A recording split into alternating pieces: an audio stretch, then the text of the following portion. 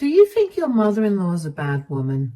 Try having one who literally tried to kill you. Yes, that's what my mother-in-law did. Hi, I'm Elise, and excuse me for using fake names, but I have to. My story might be a little unique, which is why there is a chance I might be recognized. I really don't want to talk about this in person, so I would rather keep my identity a secret. This story is about my mother-in-law, Jennifer, who thought that she could end me and get away with it. Why did she want to end me? Because she hated me. Now, to understand why Jennifer hated me, you need to know her background. She had been married to a rich man named Victor, who is my father-in-law. Their son, Darren, is my husband and the absolute love of my life. We had a fairy tale-like romance and ended up falling deeply in love with each other. Jennifer didn't like it, of course. In fact, she actively encouraged Darren to break up with me. Why, you may ask? Well, it was because she belonged to a rich family while my family was hardly middle class. Jennifer was offended that her son would even think about being with someone like me, let alone marry. Initially, Jennifer kept her tantrums to a certain limit. She used to bother Darren and nag him about breaking up with me. I tried several times to extend an olive branch and meet her so that we could get to know each other, but Jennifer was always nasty to me. Even in public events, she would openly make fun of me and my family while Darren stood up for me. I avoided drama because I didn't want to come between Darren and his mom. So I kept my mouth shut and only protested when she crossed all limits. Darren and I ignored all of Jennifer's protests and continued our relationship. Jennifer kept bugging us but didn't escalate until a dinner party that Darren had organized at his grandmother's house. We were all having a great time. That was until Jennifer came up to me and said, "Don't you dare think about marrying my son, Elise. I will never let that happen." I don't know what brought this on, but now is not the time, Jennifer. We are at someone's party. You don't have to act all innocent, Elise. I know you tricked my son into deciding to marry you. I bet you even gave him the idea of proposing to you at this party. I was confused for a while before it finally struck me that maybe Darren had planned to propose to me at the party. When I looked over at Darren, he had the most shocked and panicked expression on his face. He ran to my side and looked at his mom in both disbelief and anger. He then said, "Mom, what's wrong with you? Why would you ever say that? What I do with my life is none of your business." "I am your mom, so this is my business, Darren. You have to listen to me, Darren. You cannot get engaged to Elise." "I just don't understand, Jennifer. What is your problem? Why are you being like this? What do you have against me?" "You simply don't deserve to be a part of my high society family. If my son marries you, everyone will laugh at us. I will never let that happen. Darren, you understand what I'm saying, right?" Jennifer had early on told everyone that I belonged to a lower class than her, which was why she was not going to accept me. People started to whisper while I looked down in embarrassment. I felt utterly humiliated in front of everyone. However, even though I didn't protest, Darren did protest on behalf of me. He said, "I don't care about everyone. Mom, you have known for a while that I plan to propose to Elise. You brought this up today on purpose so that the surprise proposal is spoiled." "Listen to me, Darren. I don't care if I have spoiled your stupid little proposal. That proposal shouldn't have occurred in the first place. You should have listened to me when I told you to break up with her." "I already told you, Mom, your opinion on Elise won't change my mind in any way. I love her and will marry her, and that's final." Jennifer looked super shocked that her own son would talk to her that way. She was literally wide-eyed from shock or whatever. I had no sympathy for her because she confirmed my doubts about the proposal. Darren had indeed planned something romantic to surprise me, and the surprise was now completely ruined.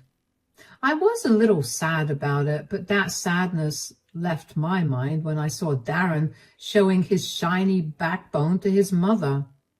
Jennifer, of course, had a problem with that. She, as usual, turned to me and started to accuse me of turning her son against her.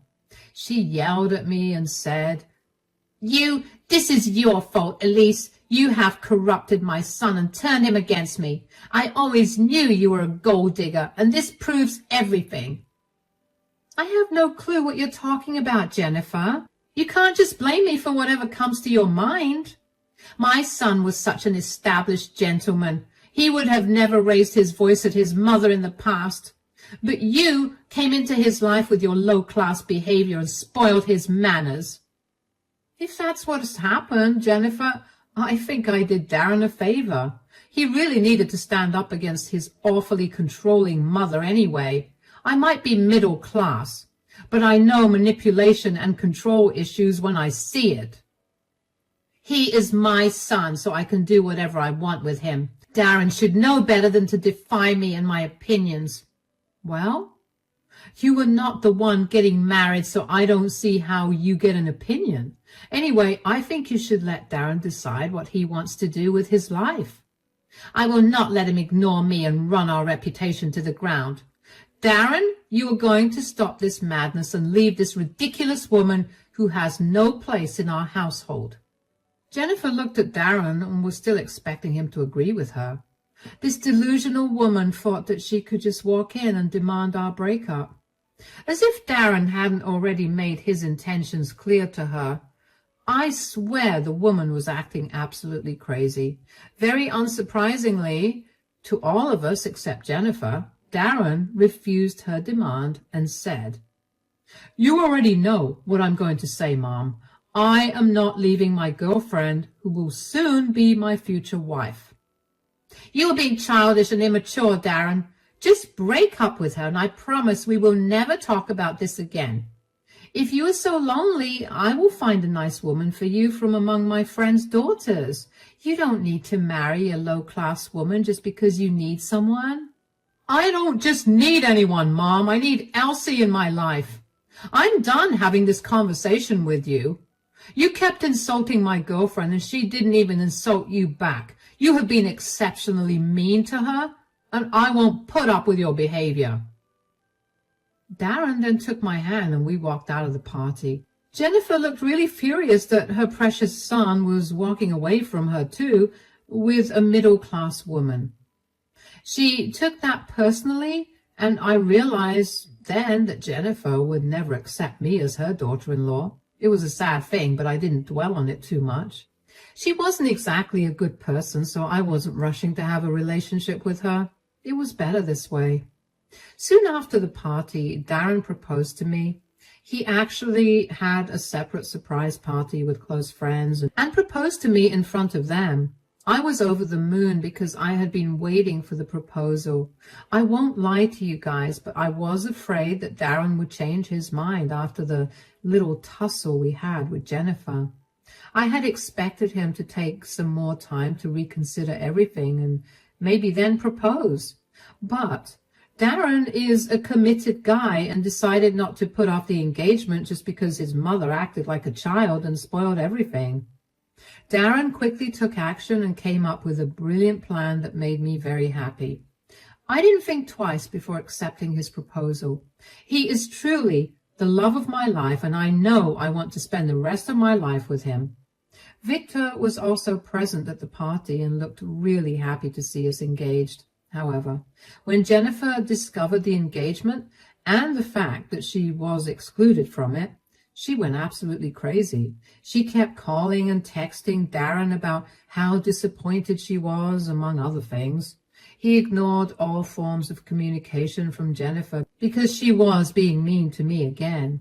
Eventually, Jennifer changed tune and started to beg Darren to talk to her. Darren was still not having it, but one day, Victor came to our place and said, I think you guys know why I'm here. I hope we can talk about, I believe you're here to speak on behalf of Mom. Yes, Darren, look, I know that what she has done is wrong, but she's willing to make amends. She has been miserable and really wants to talk to you, son. Too bad she didn't think of this when she was busy dissing my love life. I don't know if I want to talk to her, Dad. Your mom made a mistake, and now she's repenting. Please at least give her a chance to make things right. Elise, what do you say? Do you think Jennifer deserves one last chance? I guess you're right, Victor. If you say that she's willing to change, we should at least hear her out. We can do this much for you, at least. I convinced Darren to talk to his mom only because Victor requested it. He's a good man and really respects me, so I couldn't drop his word. Besides, he was right. Jennifer did deserve another chance. So Darren, Victor, and I came up with a way to talk things out. We weren't ready to face Jennifer in person, so we arranged a conference call from our homes. As soon as we made the call, Jennifer was on the screen with tears in her eyes. Darren looked at her coldly while I wasn't sure what I should do. And Darren said in a cold voice, Dad told us that you wanted to talk. What do you want to talk about, Mom? Son, I really don't want to lose you. Let's talk about this, okay? I'm sure we can come to an understanding.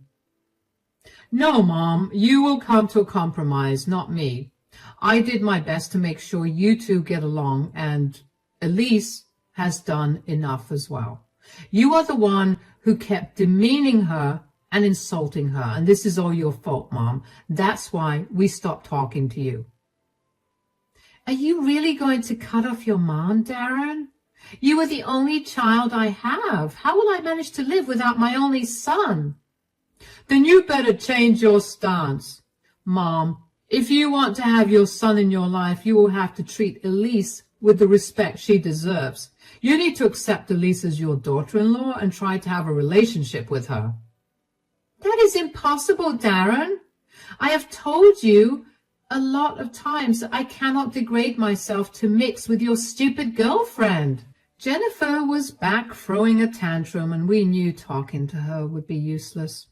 We had only agreed to have the video call with her because Victor begged us to. If it wasn't for Victor, we would have had very limited contact with Jennifer, and the video wouldn't even be happening.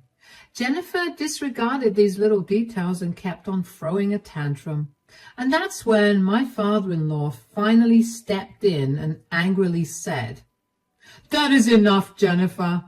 You are acting like a total child. I had to go to great lengths to convince Darren and Elise to hear you out. Now I'm starting to regret my decision. What you are doing now is absolutely unacceptable. But Darren is the one being unreasonable, Victor. He wants me to accept Elise as his wife when I made it clear that I don't consider her a part of our family. In that case, you can say goodbye to your son, Mom. Like I said, I will not tolerate you constantly degrading my wife. I'm getting sick and tired of you, Jennifer. You are not the only person who gets to decide who becomes a part of the family.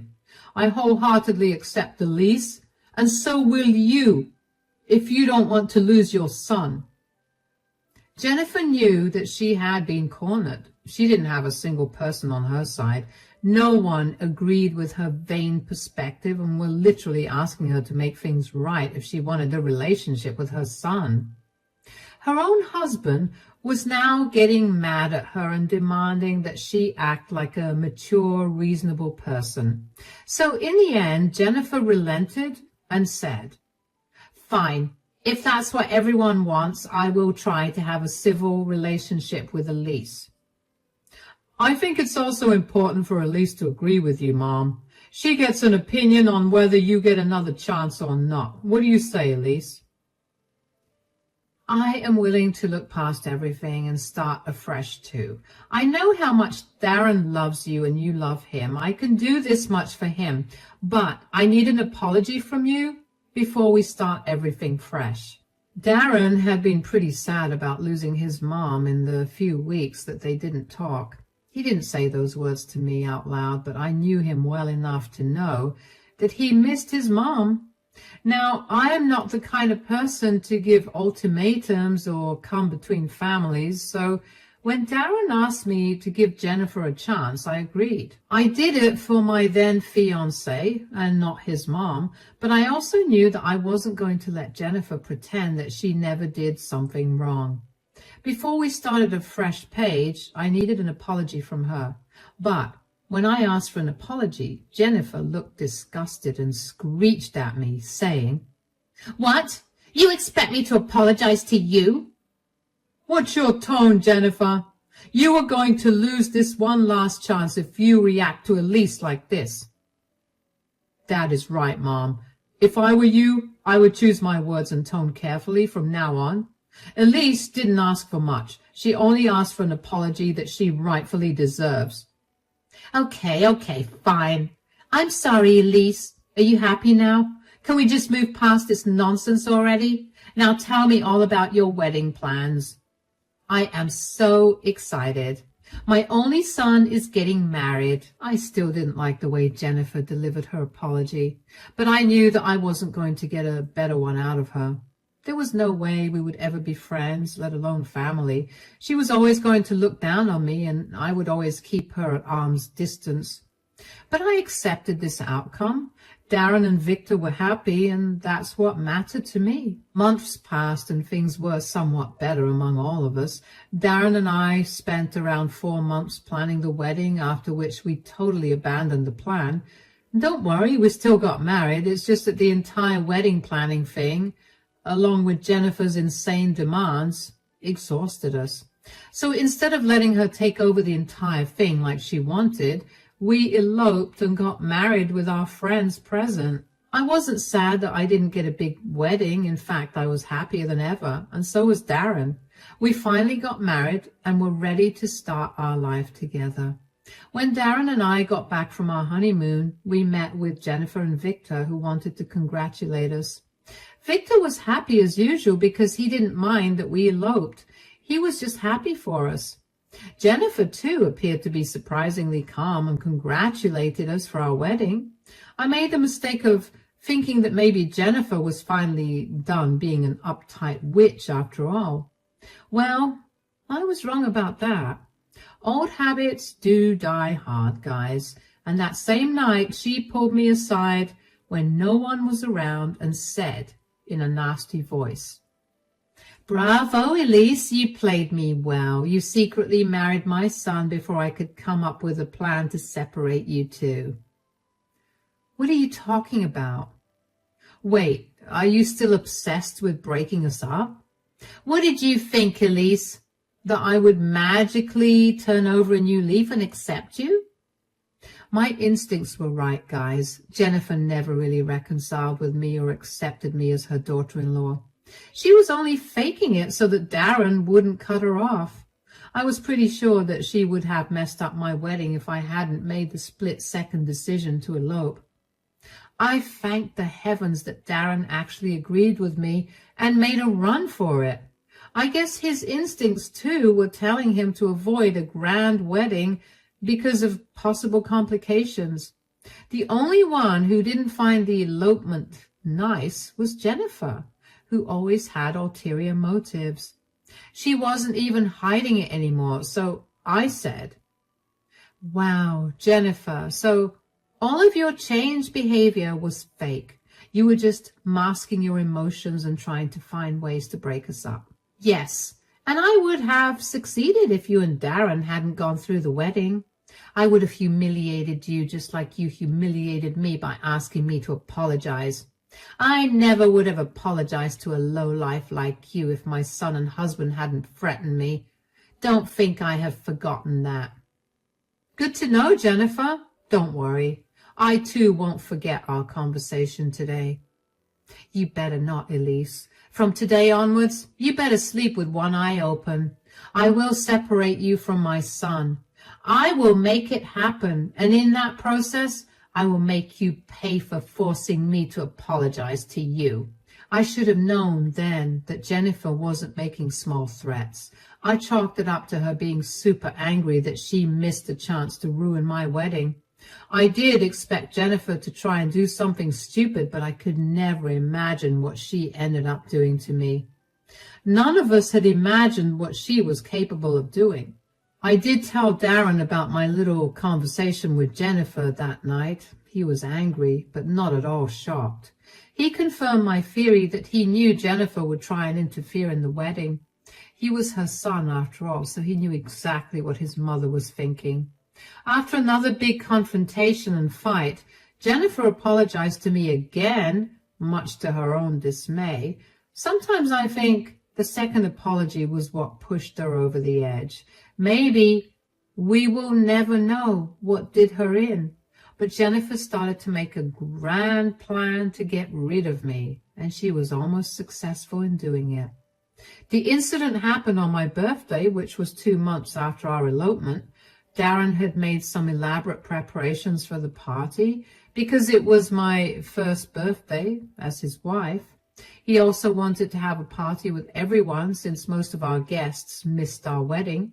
So Darren arranged everything and invited a lot of guests to my grand birthday party. Jennifer was, of course, sulking that I was the center of attention again, but she actually didn't create any drama and even helped Darren with some arrangements. We, once again, mistook this as Jennifer seriously trying to have a civil relationship with me. I guess we desperately wanted this meaningless drama to end. It was just wishful thinking on our part. On the day of the party, Darren and Victor were both busy making all the last-minute preparations.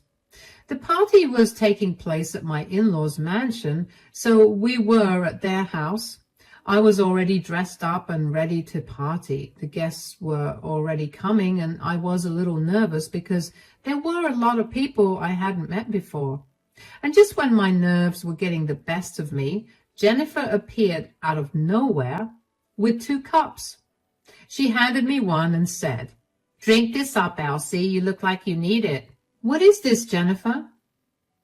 "Are you blind, Elsie? It's coffee. You look really nervous, and I don't want you going out like this. I have a reputation to keep, and I don't want you to make a mess of yourself." "That was really rude, Jennifer, but thanks. The coffee really would help." "Then what are you waiting for, Elsie? Drink it up already." I didn't want my anxiety to get the best of me, so I started to drink the coffee that Elsie offered me. When I sipped it the first time, I felt like it tasted a little off. It was too bitter for my liking. And then again, it was black coffee, so I didn't think much of it anyway. I kept drinking the coffee to calm my nerves. But somehow, it made me feel really weird, and that's when I noticed Elsie. And that's when I noticed Jennifer smirking at me.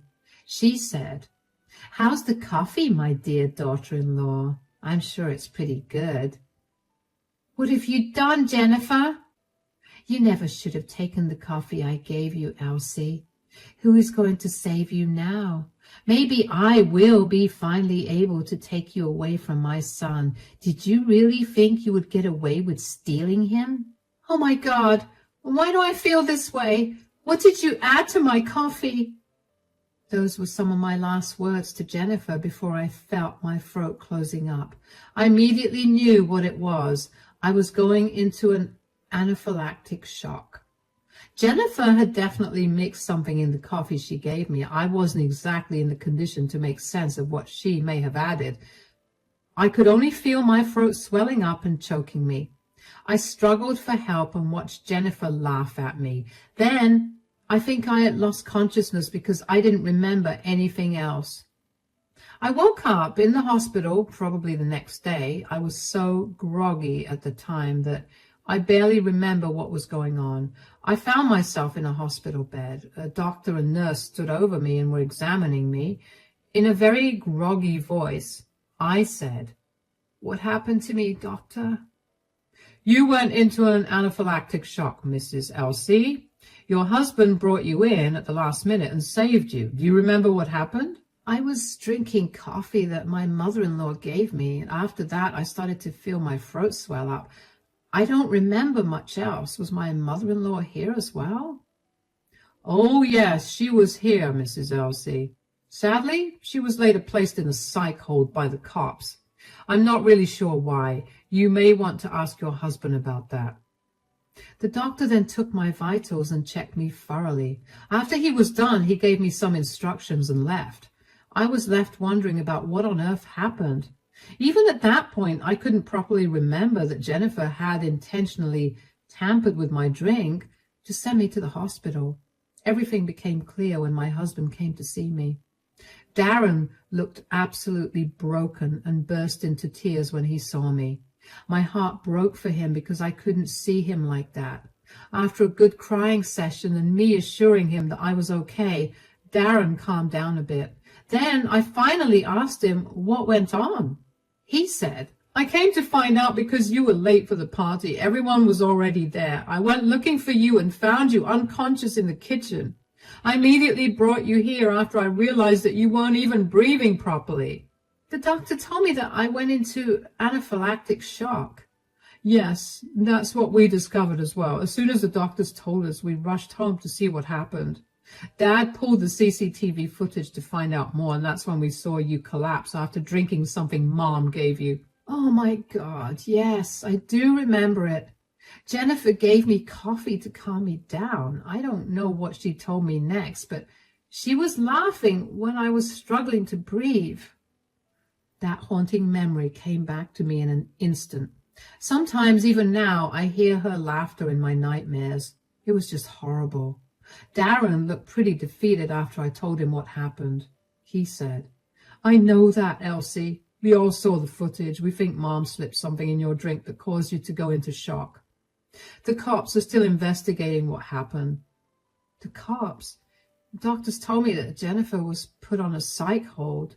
Yes, Elsie. After we discovered the truth, we confronted Mom. I can't tell you all the vile things she said about you. Dad and I immediately called the cops on her.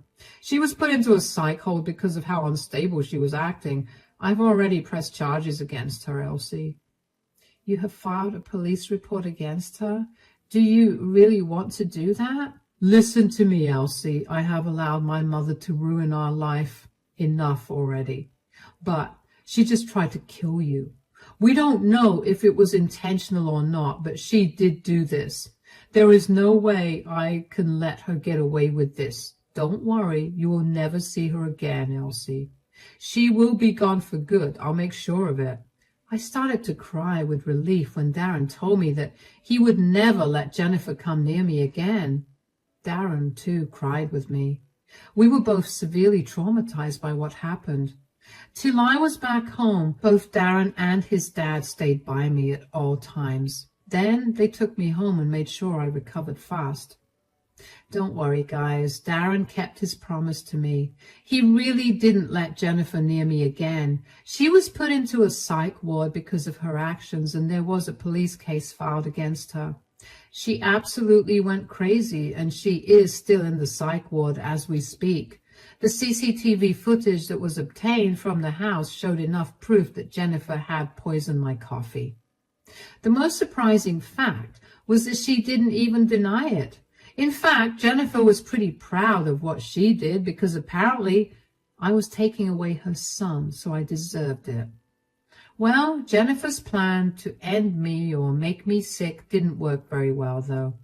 It backfired on her completely, and she ended up being put on an involuntary hold. Darren and I got great lawyers who were looking into the case. We are hoping to send Jennifer to prison for a while. Also, we took out a restraining order against her so that she can't come near us again. Victor actually ended up filing for divorce because he couldn't be with someone as unhinged as her. He also apologized for bringing Jennifer back into our lives.